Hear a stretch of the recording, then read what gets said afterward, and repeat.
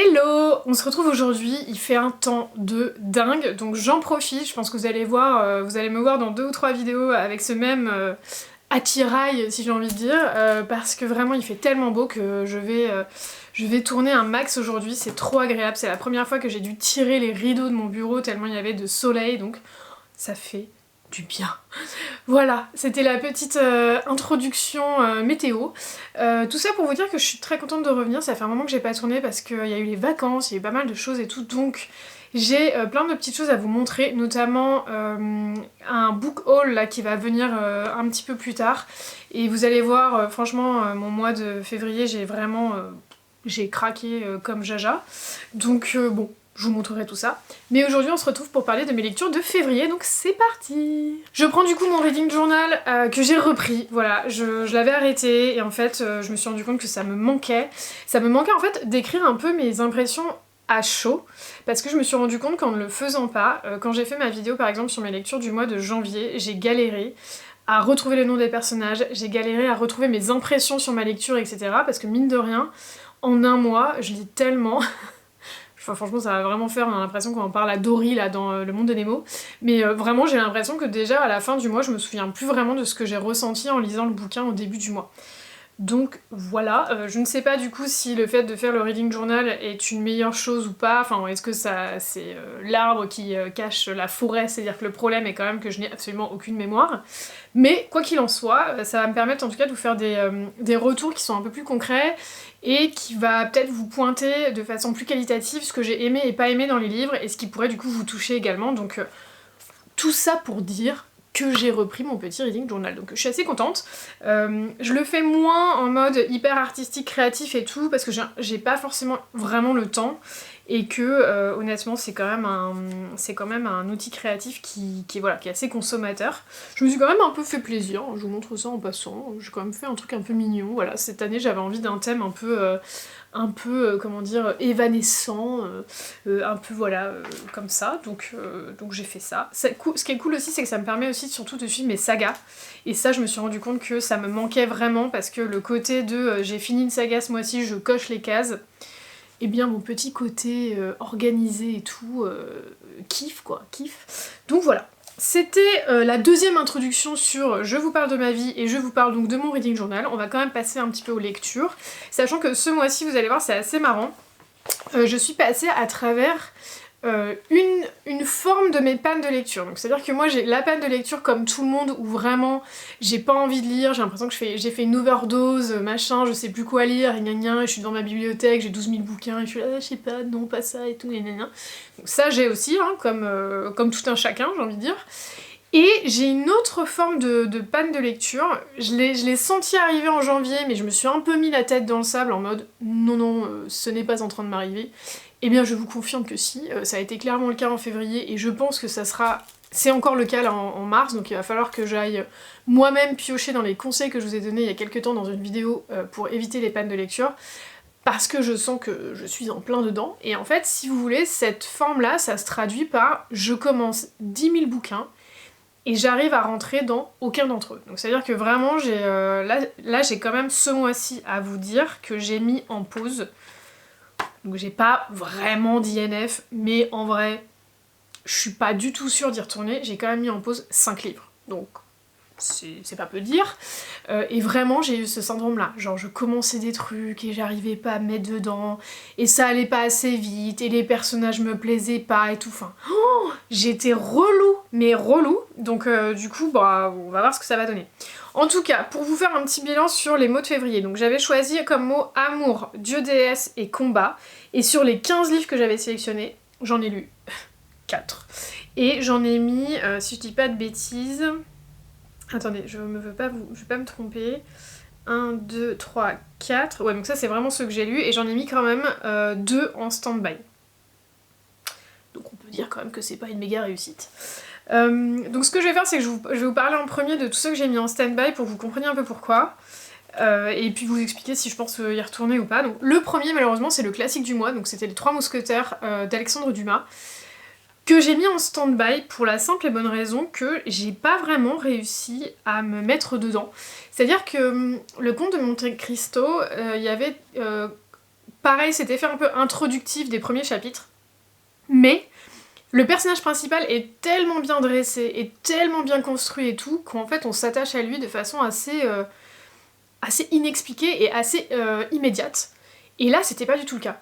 Moi qui adore pour autant les Trois Mousquetaires, je pense que j'ai vu un nombre d'adaptations, même limite, à la limite du raisonnable, et j'aime vraiment ça. J'ai vu d'ailleurs les dernières qui sont sorties, j'ai beaucoup aimé, parce que j'aime bien ce côté capé d'épée, etc., Richelieu, machin, enfin c'est mon truc.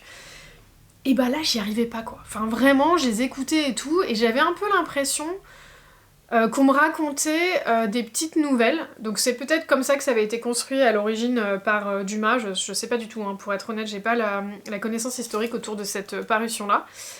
Mais vraiment, j'ai pas réussi à me sentir attachée finalement au personnage donc des Trois Mousquetaires et de D'Artagnan, alors que j'adore normalement. Donc ça m'a un peu dérangée.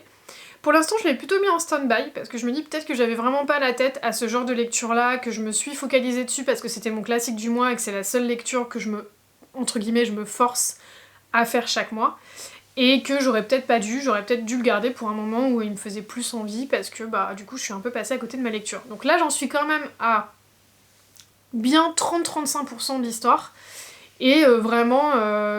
je suis pas plus que ça à fond dans l'intrigue quoi, donc on va voir ce que ça donne.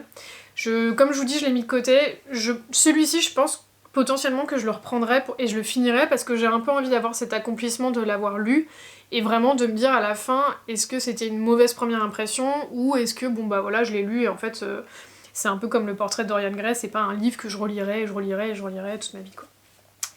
Voilà. Ensuite, on a le tome 2 de Witch and God, mais du coup je vous en parle tout à l'heure, parce que j'ai lu aussi le tome 1 ce mois-ci, donc ça je vous le garde pour tout à l'heure, mais pour l'instant il est en stand-by. Ensuite il y a Fils des Brumes de Brandon Sanderson, donc là c'est un peu une déception. Alors je vous dirais que je pense que c'est lié à l'audio. Donc j'ai fait du coup cette lecture en audio, et j'ai lu, je pense 15-20%, et je l'ai mis en stand-by, j'avais pas du tout envie d'y retourner.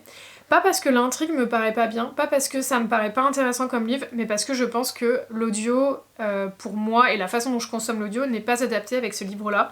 Tout simplement parce que c'est un système de magie qui est hyper complexe, qui est hyper étendu, etc. Il y a pas mal de personnages et tout. Et que du coup, je pense que l'audio me perd, et que je ne suis donc pas vraiment dans l'histoire et prise dans l'intrigue, ce qui est quand même un petit peu dommage compte tenu de ce livre-là. En fait, comme c'était une pavasse qui faisait genre 1000 et quelques pages, je m'étais dit bon, vas-y ça me saoule, je vais le faire quand même en audio, parce que comme ça me permet vraiment d'être dans l'histoire, et puis il y a le côté aussi un peu narré, qui dans ce genre d'histoire-là est vraiment sympa. Mais je pense que là, pour le coup, l'univers est beaucoup trop riche pour être appréhendé de cette manière-là dès la première fois. Je pense que ça m'avait pas dérangé avec la trilogie des Seigneurs des Anneaux, parce que c'était une histoire que je connaissais déjà. Mais là, par moments, je suis genre, ah mais attends, c'est qui lui déjà? Et qui est-ce qui parle? Et qu'est-ce qu'elle a, elle encore? C'est quoi son pouvoir et tout? Puis c'est toute une histoire de système de pouvoir, vous savez, avec les métaux et tout qu'ils ont à l'intérieur d'eux et tout. Enfin, en fait, je sais que c'est une histoire qui va vraiment pouvoir me plaire. Mais là, c'était ni le bon moment, ni le bon format. Donc pour l'instant, il est en stand-by. Mais il n'est pas du tout abandonné, parce que ce que j'en ai écouté, de ce que j'en ai compris en tout cas de l'histoire, me plaisait quand même plutôt pas mal. Donc, à suivre. Ensuite, on a L'Ombre des Dieux de John Gwynne. Alors là, L'Ombre des Dieux de John Gwynne, c'est complètement lié à ma panne de lecture, parce qu'en fait, j'ai vraiment beaucoup aimé les premiers chapitres. J'étais quand même assez à fond, et je pense qu'il y a moyen qu'en mars, à un moment donné, je me pose, je le reprenne et je me le finisse une bonne fois. Mais là, ce qui s'est passé, c'est que je le lisais en même temps que plein d'autres trucs. Et que comme j'avais tendance un peu à papillonner à droite, à gauche et tout, bah au bout d'un moment, j'y suis pas retournée. Donc c'est un peu dommage, parce qu'à chaque fois que j'y retournais, je trouvais que les chapitres étaient hyper bien construits. En plus, il y a une alternance de points de vue à chaque chapitre, et c'est trop cool, parce qu'on suit pas mal d'histoires en même temps. Après, ce que je lui reprocherais quand même, c'est que à la fois toutes les histoires sont intéressantes, à la fois je suis pas dans l'action avec ces personnages, avec comment dire, une implication émotionnelle de ouf. Parce que il m'en manque encore un peu trop sur leur motivation, sur leur passé, pourquoi ils font ça, pourquoi ils sont comme ci, etc. Et donc ça, c'est ce qui va un peu me manquer. Mais par contre, l'histoire est très cool. On est du coup dans un monde où il y a eu des guerres entre les dieux qui est complètement... Enfin, c'est un monde un peu ravagé, mais où persistent en fait pas mal de créatures et tout. Et en fait on va suivre des personnages qui sont tous dans le même univers mais qui sont dans des situations assez différentes. Donc on a un esclave qui s'est enfui, qui a commis un crime, qui veut absolument survivre, etc. et qui va être recruté par une confrérie armée.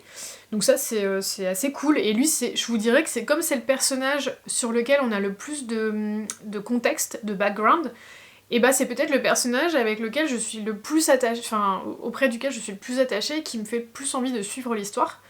Alors que c'est pas forcément l'histoire qui s'annonce être la plus émouvante de toutes, donc comme quoi, voilà.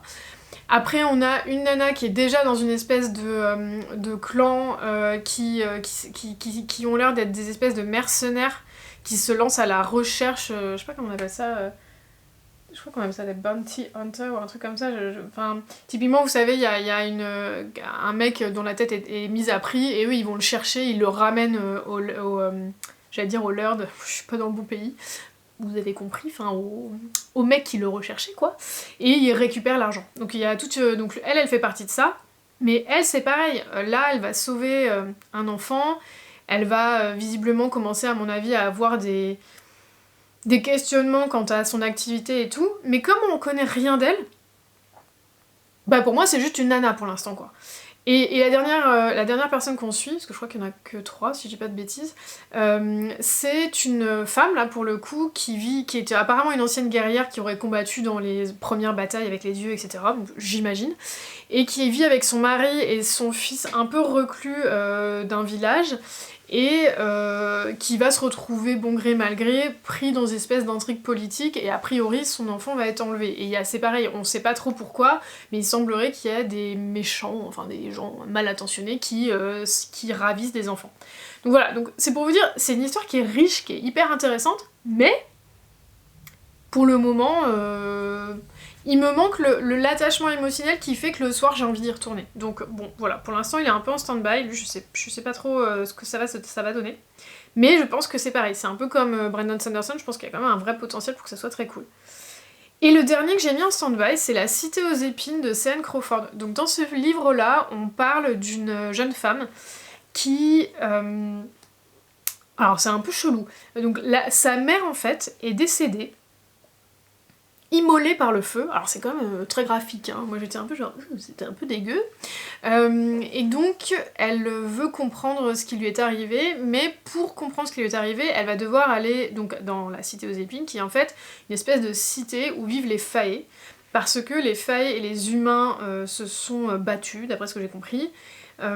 Les humains ont réussi à prendre le dessus et à se défendre, bon, ce qui est déjà assez quand même incroyable, hein, on peut le souligner. Et donc les Fae vivent finalement dans leur monde. Il y a quelques humains qui vivent, qui vont dans leurs universités et machin et tout, mais en gros ils ont des autorisations, ou alors ce sont plus ou moins des esclaves. Et puis de l'autre côté il y a les humains qui vivent. Et donc elle veut son accès dans cette cité-là, d'une manière ou d'une autre, pour pouvoir comprendre en fait ce qui est arrivé à sa mère. Et si vous voulez, ce qui va lui arriver, c'est qu'en fait, elle va fêter son anniversaire avec sa copine et tout, elles vont aller dans un bar, elles vont faire la teuf et tout, et là, il y a un Fae qui va débarquer et qui va l'enlever, tout bonnement, parce qu'il pense qu'elle est une succube, donc vous savez, ces espèces de créatures très sexualisées là, et qui va en fait vouloir la faire payer et la tuer. Donc voilà, donc elle se dit l'anniversaire de merde. C'est pas... Je vous dirais que c'est pas mauvais comme livre, mais j'ai trouvé quand même que c'était un peu... c'était un peu le stéréotype de l'héroïne un peu naïve et du Fae un peu sanguinaire. Et franchement, en audio, je me suis quand même dit, oh là là, c'est divertissant, mais enfin c'est quand même vraiment pas de la bonne littérature, quoi. Donc c'est un peu dommage. Je pense que le thème de l'histoire était... pas ultra original, mais était sympa. Après, ça reste quand même de l'urban fantasy, donc on est dans ce monde qui ressemble quand même grosso modo au nôtre, avec ce Fae qui claque des doigts et qui te refait ta garde-robe en 5 minutes. Elle va passer un pacte avec lui, en gros, parce qu'elle va quand même lui faire comprendre que c'est pas la succube et tout, pour pouvoir rester dans la cité. Je sais pas, pour l'instant si vous voulez, quand j'étais au début je me suis dit mais tout est trop facile en fait. Tout est trop, oui bah évidemment tu vas faire un pacte avec lui, évidemment il est pas sympa avec toi mais il est beau comme un dieu. Enfin, je sais pas, peut-être que ces temps-ci j'ai lu trop de romantasy mais j'étais là genre... En fait, tu m'amènes rien d'original, tu m'amènes rien d'intéressant. L'héroïne, elle est mais affligeante. Dès le début de l'histoire, de toute façon, elle m'a saoulée. Parce qu'en gros, c'est une nana qui sait se battre en fait depuis toute petite parce qu'elle a fait énormément d'arts martiaux et tout machin. Et elle se laisse molester en fait par un espèce de tordu complètement idiot. Et je sais pas, j'ai pas trouvé ça crédible et tout. Enfin, bref, tout ça pour dire que je vais pas déblatérer pendant 100 ans sur ce bouquin. Je pense que c'est une bonne lecture divertissante, c'est un bon palette cleanser, comme on aime dire, mais je pense que c'était pas le moment pour moi de lire ça. Donc ça, pour le coup, je l'ai mis de côté. Je suis pas du tout sûre d'y retourner. Vraiment, je me dis, je pense que mon temps... Il faut, si vous voulez, il faut un élément ou l'autre. C'est-à-dire, soit il faut un truc qui va pas forcément être très divertissant, qui va être hyper riche, qui va être hyper intéressant, bien construit, machin, genre L'ombre des dieux de John Gwynne. Ok, c'est pas le truc le plus rythmé, etc., mais c'est hyper intéressant, et quand on ressort de cette lecture, on se dit j'ai lu un livre que j'ai pas vu tous les jours. Ou on lit une bonne romantasy qui fait du bien, dont on avait vraiment envie, mais il faut quand même un élément qui fait qu'on est attaché au personnage, qu'on aime bien l'histoire, il y a quelque chose en fait qui nous donne envie d'y retourner et tout. Pour moi, il y a un peu... Dans les deux cas, en fait, que ça soit un truc très divertissant ou que ça soit un truc un peu plus riche, il faut ce côté quelque chose un petit peu hors du commun, un petit peu hors norme. Voilà, la romantasy aujourd'hui c'est tellement lissé, on voit tellement tout le temps les mêmes histoires qu'il faut ça maintenant, je trouve, comme élément pour qu'on se sente vraiment impliqué dans une histoire. Et bah là c'est un peu ce qui me manque. Je suis un peu genre, alors, non seulement l'héroïne elle est débile, mais en plus de ça, tu me racontes une histoire qu'on avait déjà vue 100 fois, c'est un genre de 50 Shades of Grey, mais un peu bizarre, et puis sous fond de je cherche qui a tué ma mère, mais alors on sait pas du tout pourquoi. Pas méga convaincue. Donc voilà, donc ça fait quand même déjà 5 bouquins que j'ai mis de côté, donc autant vous dire que mon mois a été quand même un petit peu en dents de scie, on dira, parce qu'évidemment tout ça c'est entrecoupé dans les lectures que j'ai faites.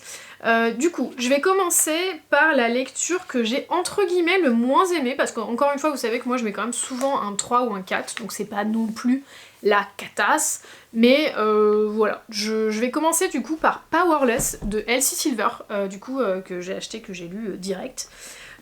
Pourquoi? Donc du coup Powerless c'est le tome 3 dans la série Chestnut Spring, donc vous savez c'est cette série où on suit une fratrie qui vit au Canada, dans un espèce de petit village absolument idyllique au milieu des plaines et des montagnes, genre le Montana, vous voyez, et qui on va suivre en fait à chaque fois un frère différent ou un copain des frères, enfin voilà, en gros c'est ça. Donc c'est la famille Eaton si je me trompe pas.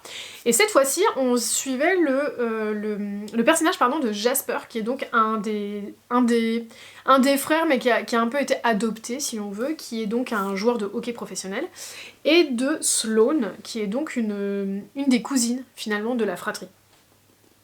Oui c'est ça.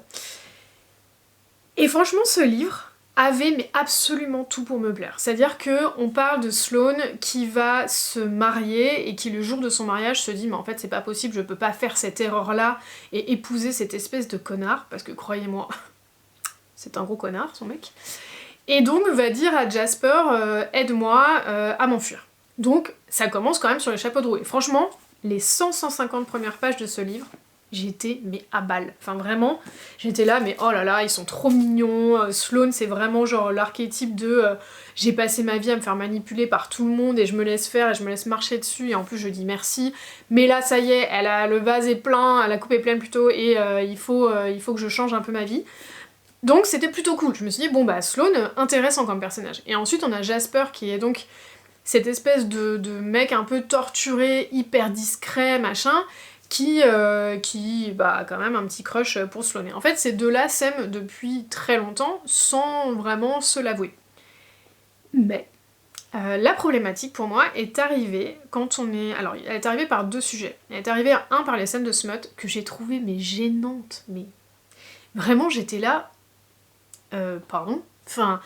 En gros, elle, quand même, son sujet, c'est « j'en ai marre de me faire manipuler par mon entourage, j'en ai marre que les hommes de ma vie me disent comment je dois être, ce que je dois faire, machin et tout, sachant que là est une danseuse, une ballerine et tout, machin. » Et au final, elle va se retrouver dans une relation, et désolée, c'est le moment spoiler, si vous voulez pas savoir, partez dans 2 minutes, comme ça, ça vous laisse le temps de ne pas avoir trop d'informations sur ce bouquin.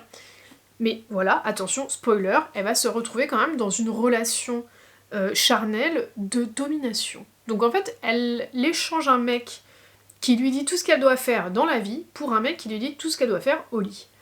Et si vous voulez, pourquoi pas? J'ai envie de dire, pourquoi pas en fait de tourner ça dans un modèle. En fait, c'est son choix. Elle a décidé qu'elle voulait ce mec, qu'elle voulait ce modèle de sexualité, mais pourquoi pas? Moi j'ai aucun problème. Ça m'aurait pas dérangé s'il n'y avait pas eu en fait un sujet, et attention, je vais utiliser des mots crus, mais il y a un sujet moi qui m'a extrêmement dérangé dans ce livre, c'est qu'il lui refuse les orgasmes. Donc en fait, ils vont, voilà, on va arriver en fait, si vous voulez, à cette tension, à tous ces actes charnels et tout, et au moment en fait où elle va atteindre son pic, il va dire non, non, mais pas maintenant. Et il va arrêter tout. Et je me suis quand même dit, putain, mais c'est limite sadique en fait. Et si vous voulez, on est passé d'un personnage que je trouvais hyper mignon, hyper intéressant, un peu torturé, ce qui est pas du tout ma came, hein, de base, le côté torturé, moi, ça me saoule. Mais franchement, bien écrit. À cette espèce de connard en fait, qui a ses pratiques vraiment très très limites, et qui lui en plus de ça, donc ça c'est le deuxième élément, va lui sortir un truc qui m'est sorti par les yeux, j'étais là mais quoi? Ou en gros il va lui dire non mais en fait je sais que t'étais amoureuse de moi depuis toujours, moi je me suis dit que c'était un truc de gamin et tout donc ça m'a pas intéressé sur le coup, mais c'est quand j'ai compris en fait que tu serais plus disponible ou que je ne pourrais pas être avec toi que là je me suis dit ah non je crois que j'ai bien envie d'être avec toi. Mais meuf, à quel moment tu te dis que ça c'est une déclaration d'amour en fait qui te donne envie d'être avec ce type? Enfin genre à quel moment on se dit ah ouais en fait c'est au moment où on m'a pris mon jouet que je me suis rendu compte que je voulais jouer avec. Enfin vraiment j'étais là. Mais où va-t-on en fait? Donc vraiment c'est très drôle parce que c'est souvent cité comme étant le tome qui est préféré des gens. Et je pense que je peux comprendre parce que si j'étais restée sur ma première impression quand j'ai fini le livre je l'ai lu en 24 heures. Je l'ai dégommé. Donc vraiment rien à dire, enfin c'est comme tous les Elsie Silver, ça se lit tout seul, c'est hyper bien écrit, la romance est hyper bien amenée parce qu'il y a toute cette espèce de tension qui est hyper bien construite. Alors si vous aimez pas par exemple tout ce qui est Insta-Love, bah je trouve que Elsie Silver, elle le fait très bien. Enfin vraiment il y a cette tension quand ils en arrivent à enlever leurs vêtements, on est là oui ça y est machin, parce que ça a duré des pages et des pages, donc c'est très bien fait.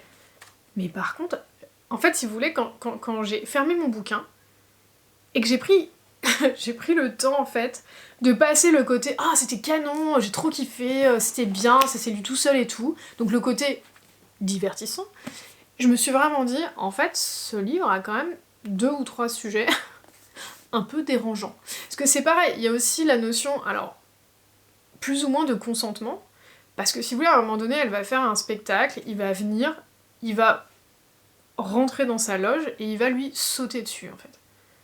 Mais je sais pas, enfin la nana vient de se taper 2h30 sur scène dans le premier rôle d'un ballet extrêmement dur, elle est peut-être fatiguée, elle a peut-être mal partout, elle a peut-être pas du tout envie de se faire sauter dessus quoi, et c'est le côté non mais en fait tout le monde t'a désiré, je veux me réapproprier mon jouet et m'assurer que tu es qu'à moi.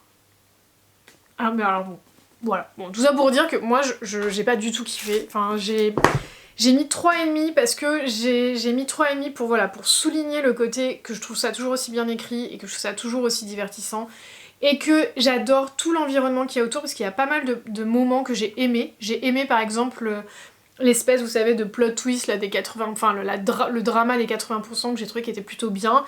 J'ai bien aimé toujours le fait qu'on ait tous les autres frères, leur famille, machin. Et ça c'est un environnement qui me plaît, mais voilà, moi j'ai trouvé que par rapport à ce qu'on essayait de raconter sur cette héroïne, il y avait un manque de cohérence dans ce qu'elle était prête à accepter, et pour moi c'était comme si elle avait finalement pas passé le cap qu'elle était censée passer en abandonnant finalement ce mariage pourri. Donc voilà, c'est mon avis. C'est un avis très long, je suis désolée, mais j'avais vraiment besoin de décortiquer ces trucs là avec vous parce que bah j'avoue que j'ai un peu du mal à ce qu'on trouve que cette histoire d'amour est magnifique, parce que voilà, comme je vous dis, moi il y a trop de choses qui m'ont dérangée. C'est tout. Ensuite j'ai lu Witch and God, le tome 1, donc je vous remettrai la photo avec le nom de l'autrice parce que je ne me souviens plus de comment elle s'appelle malheureusement. Donc je l'ai écouté en audio sur Nextory parce qu'ils sont tous disponibles. Et franchement j'ai bien aimé. J'avoue que je partais avec un énorme a priori, alors excusez-moi j'enlève mon petit coussin parce que j'ai du mal à m'asseoir. Je partais avec un petit a priori parce que quand j'ai vu la couverture, je l'ai un peu jugée, voilà, j'ai vu la couverture, je me suis dit oulala, je suis pas sûre d'avoir envie de lire ça, je vais y arriver. Mais c'était cool. Donc en fait on est avec une communauté de sorcières qui descend de Hécate, je crois, ou Circé, mais je crois que c'est Hécate, ouais c'est ça. Et qui cohabitent finalement dans le même monde que les dieux grecs, donc Poséidon, Héphaïstos, Zeus, etc., etc. Et donc ce qui va se passer, c'est que afin que les deux peuples cohabitent de façon paisible, parce qu'en fait ils se détestent, ils vont décider de faire un mariage entre un dieu et une sorcière. Et notre héroïne, je sais plus du tout comment elle s'appelle malheureusement, va finalement vouloir prendre la place de sa sœur qui avait été sélectionnée comme la nana qui devait du coup épouser le dieu, qui est je crois en plus le dieu de la peur, donc autant vous dire que ça fait pas hyper envie. Et donc elle va dire non mais prenez-moi la place et tout, et c'est lui qui va dire ouais ok très bien, je vais la prendre elle. Et si vous voulez, c'était très cool parce que du coup, donc on est dans ce mariage un peu forcé, donc cette proximité forcée, parce qu'évidemment il va l'emmener, ils vont devoir vivre ensemble, etc. Et puis ils vont un jour devoir faire un héritier et tout, donc tu sais quand même un peu dans quoi tu t'impliques, hein, c'est quand même un peu chaud quoi. Et puis il va s'en suivre une espèce de trame de fond, parce que la nana n'a pas forcément très bien compris dans quoi elle mettait les pieds avec cette histoire de mariage, puisqu'on l'avait un peu laissé de côté, car notre héroïne a une particularité qui est qu'elle n'a pas de pouvoir. Donc normalement, elle n'était pas forcément prédestinée à épouser un dieu parce que elle fait partie de la communauté de sorcières, mais jusqu'ici c'est un peu comme Mirabelle dans Encanto, là, on l'a un peu mise de côté, vous voyez, en mode elle a pas de pouvoir, alors vous voyez, c'est pas la servante de service, mais enfin pas loin quoi. Et finalement, elle a une personnalité hyper pétillante, hyper mignonne et tout. C'est un vrai Grumpy Sunshine, hein. Enfin vraiment, il y a vraiment pas d'originalité dans le truc. L'originalité, je pense que c'est plutôt cette histoire de sorcière, de dieu et tout, qui est très très bien amenée par l'autrice, qui est assez bien creusée, qui fait que c'est une histoire qui est rafraîchissante. Vous voyez, comme je parlais tout à l'heure de La Cité aux épines, où je disais c'est un peu vu-revu, c'est un peu une espèce de quête de fond un peu qu'on a mis par-dessus, mais en fait pour justifier le côté Grumpy Sunshine, là on l'avait pas. Là on avait vraiment ce côté, c'est rafraîchissant, ça se lit tout seul, franchement les personnages sont assez attachants, notamment le personnage de la protagoniste féminine qui est vraiment pétillante, qui est mignonne et tout. Alors après, ça a forcément le défaut de... Le mec lui explique quand même qu'il l'a choisie elle parce qu'elle est vierge. J'étais un peu genre, vraiment mec, t'as genre 3000 ans et t'en es toujours là. C'est un peu chaud quand même. Donc ça m'a gavé, parce que c'est pour ça que je lui ai viré 1 étoile. C'est vraiment pour ce côté, franchement au bout de 3000 ans t'as toujours pas évolué, t'es toujours dans un côté un peu archaïque de ma femme, moi ma femme, oh là là, enfin c'était un peu genre lourd par moment quoi. Et c'est un peu dommage, je trouve qu'ils aient pas pris plus le temps de nous construire leur relation à tous les deux. Parce que pour le coup, je trouve qu'on en apprend beaucoup sur elle et on s'attache beaucoup à ce personnage-là. Parce que on comprend aussi un peu ses souffrances du fait de pas avoir de pouvoir, du fait d'avoir été un peu rejeté de sa propre communauté tout en faisant toujours partie. Mais on nous a pas très très bien construit la romance entre les deux persos quoi. Donc à un moment donné, bon, ils en sont à vouloir sans arrêt se sauter dessus, mais on est un peu genre ah ok, on est passé dans ce mode-là, très très bien. Donc voilà, c'est pour ça que je lui ai mis 4 sur 5. Je pense que c'est un peu un 3,75, c'est-à-dire que c'est une bonne histoire. Ça permet vraiment de... Si vous avez l'esprit, par exemple, à fond dans une grosse romantasy ou dans une grosse fantasy ou quelque chose comme ça et que vous avez envie de vous changer un peu les idées, moi je vous le conseille, c'est une bonne lecture, ça fait bien le taf. Et donc du coup je vous reparle du tome 2, puisque le tome 2 je l'ai commencé en audio et j'ai pas du tout accroché malheureusement. Donc je vais voir, je sais pas si c'était mon état d'esprit, donc pareil je l'ai mis en pause et je vois si je le reprendrai, mais il y a quand même des chances que je le reprenne. On va suivre du coup une des sœurs de la protagoniste, la première, je me demande si elle s'appelle pas Théa. Je me souviens plus. Et d'ailleurs elle s'appelle Circé sa sœur. Et si vous voulez, dans le tome 2, c'est assez déroutant, elle va aller aux enfers. Et elle va être accompagnée d'Hermès, qui est donc le dieu des voyageurs, dans son périple à travers les enfers. Et si vous voulez, je pense que j'ai eu du mal à être vraiment à fond dans l'histoire parce que je crois que j'aimais bien finalement le côté un petit peu urban fantasy et tout du premier où ils sont dans notre monde, c'est assez cocasse, etc. Là, d'un coup d'un seul, ils se retrouvent dans un monde qui n'a absolument rien à voir et tout, et je pense que, et c'est pas du tout condescendant ce que je veux dire, mais je pense pas que l'univers soit assez riche pour s'y prêter, dans le sens où on n'a peut-être pas assez d'éléments sur cet enfer, sur ces enfers et tout, pour vraiment se sentir immergé dans cette intrigue-là. Donc pour le moment, je suis pas à fond. Je vais voir ce que ça va donner. Je vais peut-être le reprendre dès le début pour vraiment me concentrer sur l'histoire et je vous dirai ce qu'il en est.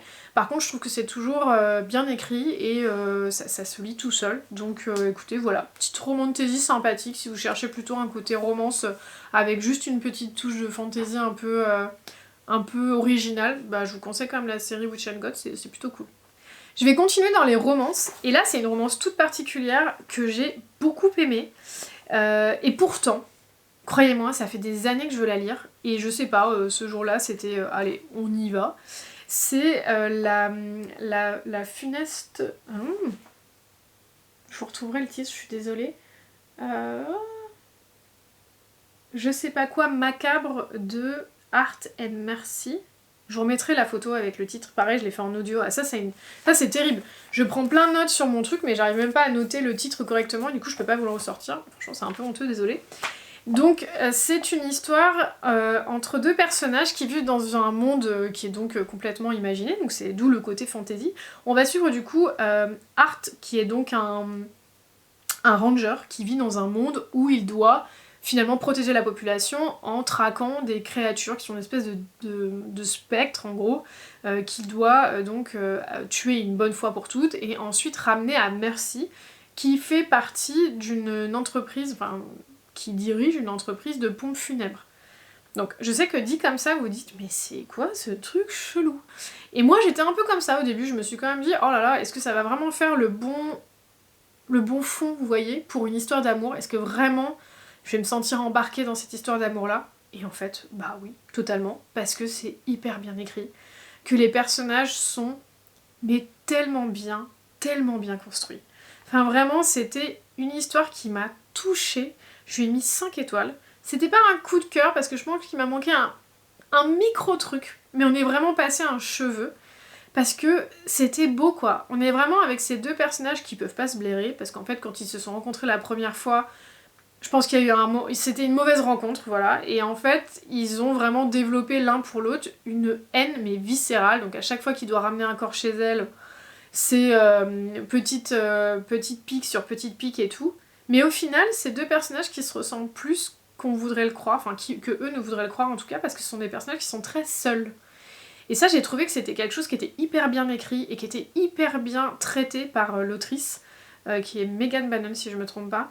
Parce que vraiment, elle a cette façon de dépeindre la solitude de personnes qui sont en manque de contacts sociaux, en manque d'amour. J'ai trouvé ça très beau. Enfin vraiment, je comprends pourquoi ce livre a fait autant parler de lui et pourtant j'ai repoussé le truc pendant des mois en me disant non mais c'est quand même des pompes funèbres et tout ce que je veux vraiment aimer et tout. Mais vraiment c'était beau. En plus il y a tout un aspect autour de la famille et des gens qui font partie de notre entourage qui sont là en termes de soutien aussi qui était très bien fait aussi. Donc vraiment, mais je vous conseille 1000 fois, c'est magnifique. En fait ce qui va se passer c'est que Art se sent tellement seul qu'un jour il va écrire une lettre un peu, enfin, ce que moi j'appellerais écrire une lettre à l'univers, c'est-à-dire qu'en fait il écrit pas vraiment à quelqu'un ni à personne, il écrit parce qu'en fait il se sent seul et qu'il a besoin de dire qu'il se sent seul, enfin qu'il est seul et qu'il a envie de parler à quelqu'un. Et ce qui se passe c'est que on est dans un monde en fait où les lettres sont distribuées par des espèces d'animaux qui parlent, qui sont plus loufoques et vulgos et bizarres les uns que les autres, c'est très très marrant.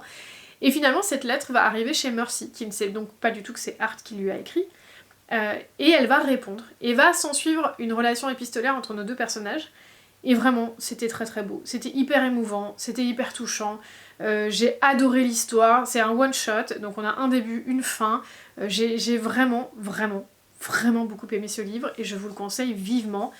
Je vous dirais que l'audio, au début, m'a un petit peu déstabilisée, mais au final... j'ai bien aimé. Je pense que c'est pas... Je me demande si c'est pas parce que il y avait qu'un narrateur et que c'était un narrateur masculin. Donc du coup j'étais un peu déstabilisée au début, mais vraiment n'hésitez plus. Enfin prenez-le sur Nextory si vous hésitez, parce que c'est vrai que c'était un livre je crois qui est sorti dans une très belle édition qui était quand même assez chère.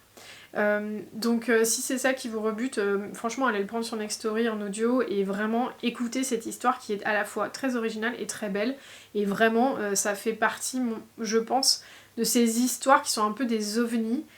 C'est un peu, vous voyez, comme quand vous lisez un TJ Klune, vous allez ressortir en vous disant ça vous a réchauffé l'âme et c'est un livre que vous allez garder en tête pendant des années. Donc vraiment, voilà. Pas coup de cœur, mais vraiment pas loin. Je continue du coup avec un coup de cœur là pour le coup. Il s'agit... Bon franchement, est-ce que c'est vraiment une surprise ?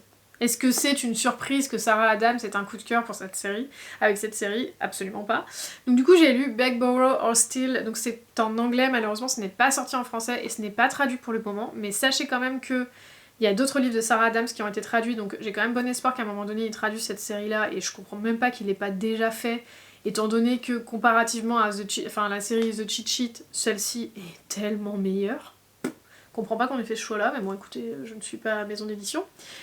Et donc, dans cette histoire, on suit une jeune femme qui s'appelle Emily, qui travaille en tant qu'institutrice dans une petite ville, et donc à chaque fois dans cette série, on suit un membre de cette fratrie. Donc au début, c'était le frère avec l'histoire de l'espèce de Taylor Swift là, qui va tomber en panne devant chez lui et qui va se réfugier dans ce village-là parce qu'elle veut se cacher. Ensuite, on va suivre sa sœur, qui est donc une fleuriste, qui a toujours été un peu la petite mascotte de la ville, trop mignonne, trop chouchou, et elle, qu'on a juste trop marre d'avoir cette image-là, et qui va tomber amoureuse d'un mec qui est tout à l'opposé de ça. C'était ouf. Practice Makes Perfect, une de mes romances favorites ever. Et je pensais pas... Enfin, j'étais très... Comment dire? Je suis pas sceptique, mais j'avais un peu peur de lire ce 3e tome, parce que j'avais un peu peur d'être déçue. Parce que Emily n'est pas forcément la personne de la fratrie que je préfère, c'est quelqu'un qui est assez autoritaire. Ils ont perdu leurs parents en fait, et donc je pense qu'Emily a tenu un peu ce rôle de je dois gérer tout le monde, je dois faire en sorte que tout file droit, etc. et tout. Et donc c'est mis énormément de pression, et en fait quand tout le monde a commencé à reprendre sa vie, Emily s'est sentie extrêmement seule, parce que elle avait plus rien à gérer quoi. Et c'est ce dont traite ce livre-là. Elle va faire la bêtise finalement, parce que c'est une institutrice qui écrit des romans d'amour à ses heures perdues. Elle va faire la bêtise d'envoyer son roman au directeur de son école qui est hyper prude et donc elle se dit je vais me faire virer quoi. Et elle va demander à son voisin, qui n'est autre que Jack Bennett, son ennemi juré depuis toujours, de l'aider à récupérer son manuscrit. Et c'est très très drôle parce qu'en fait, si vous voulez, Jack Bennett et elle, c'est pareil, c'est un peu comme Art and Mercy, c'est une mauvaise rencontre qui a fait que ils se haïssent. Mais quand je vous dis qu'ils se haïssent, là c'est un vrai enemies to lovers, c'est que vraiment ils se font des crasses. Franchement, il y a des moments où je rigolais toute seule en lisant le bouquin parce que je me disais punaise. Et en plus, Emily elle a une répartie de ouf et Jack aussi, et donc du coup ils se font des espèces de joutes verbales, c'était à mourir de rire. C'était tellement beau parce qu'encore une fois, on est sur deux personnages qui sont fondamentalement seuls, qui recherchent en fait un amour qui est intense, qui va vraiment les enrichir et tout. Et c'était trop beau quoi. Enfin franchement ce livre était tellement bien écrit. Je changerais pas une ligne à ce bouquin. C'était tout ce que je voulais d'un Sarah Adams. Le côté petite ville avec tout ce qu'on a. Ou tellement, vous savez, c'est tellement une petite ville que la ville devient presque un personnage. Et ça j'adore. C'est un truc, moi c'est un trope là que j'en suis complètement folle. Et les deux ils étaient tellement adorables. Enfin vraiment je lisais et je me disais mais Jack Bennett, le plus gros green flag qu'on ait jamais vu. Je pense que ce mec est arrivé dans le top 3 de mes book boyfriends, mais direct. En fait, à la fin du livre, j'ai fait, ok, Jack Bennett, c'est bon quoi. Genre, il les surpasse tous. En plus, tout, son style, la personnalité qu'elle lui a écrite et tout, enfin, vraiment, il n'y a rien à changer. Le mec est juste incroyable. Et elle est tellement touchante au final. Non, vraiment... J'ai qu'une hâte, c'est qu'elle sorte le 4e en fait. Enfin vraiment, on va avoir une autre sœur du coup qui elle travaille dans la restauration et qui est donc qui faisait pas du tout ça. Je crois qu'elle était institutrice et en fait du jour au lendemain elle a décidé d'arrêter tout ça pour aller faire une école de cuisine à New York. Et j'ai vraiment trop hâte de lire la suite parce que je vous jure, si vous lisez en anglais et que vous aimez la romance, mais foncez Enfin, je pourrais pas vous le dire plus que ça. J'ai tellement rien lu aujourd'hui en termes de romance contemporaine qui soit aussi bien que ça. Lisez-le. Lisez-le, vraiment incroyable. Bon, et on va finir sur un truc assez inhabituel pour moi, parce que au mois de février, j'ai acheté ça, et je les ai tous lus. Bon. Donc, comme vous le savez, j'ai commencé au mois de janvier les légendes de Tezmar. Du coup, le premier, c'était le sang et l'acier, où on suit, dans cette histoire, Théa. Donc c'est là elle s'appelle Théa, donc aucun rapport. Donc on suit Théa qui vit dans un monde, finalement, où les femmes n'ont pas le droit de porter des armes et n'ont pas le droit de se battre, alors qu'avant, elles avaient le droit et qu'elles se battaient et tout, à cause d'une espèce de malédiction qui explique que le jour où... une femme prendra les armes, le voile tombera et donc les ténèbres s'abattront sur leur existence. Les malédictions qu'on préfère, hein, les malédictions anti-femmes, on kiffe. Et donc, si vous voulez, on est dans un univers où on a plusieurs contrées, plusieurs royaumes qui cohabitent, et il y a justement cette espèce de voile dans lequel il y aurait des fissures et à travers lesquelles passent des créatures qui viennent donc s'abattre sur les différents territoires. Dans le 1, on suivait Théa, qui va absolument devenir un glaive de Tezmar, c'est-à-dire de porter des armes et donc combattre, et elle va réussir à convaincre le roi de lui donner cette opportunité-là de devenir un glaive. Mais pour être glaive, il y a notamment toute une partie formation avec un espèce d'examen final un peu à la Hunger Games, et puis ensuite il y a ce qu'ils appellent le rite, qui est donc un moment où elle va devoir affronter ses pires peurs et tout, et que là les déesses, donc les 3 furies, vont lui donner le symbole de glaive de Tezmar. Donc aujourd'hui, quand on commence l'histoire, il reste 3 glaives, donc autant vous dire qu'il n'y en a pas des masses, quoi. On devient pas glaive comme ça. Et cette série, mais tellement bien, enfin vraiment...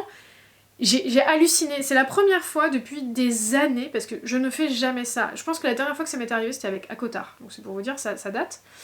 C'était il y a genre 7 ans, je pense, où vraiment je les avais tous lus d'affilée. Et bah là, c'était pareil. En fait, je finissais, et j'avais qu'une envie, c'était d'avoir la suite. Et je me suis pas trop dégoûtée, donc je suis assez contente, parce que c'est toujours ça le problème, c'est qu'après on n'est plus trop...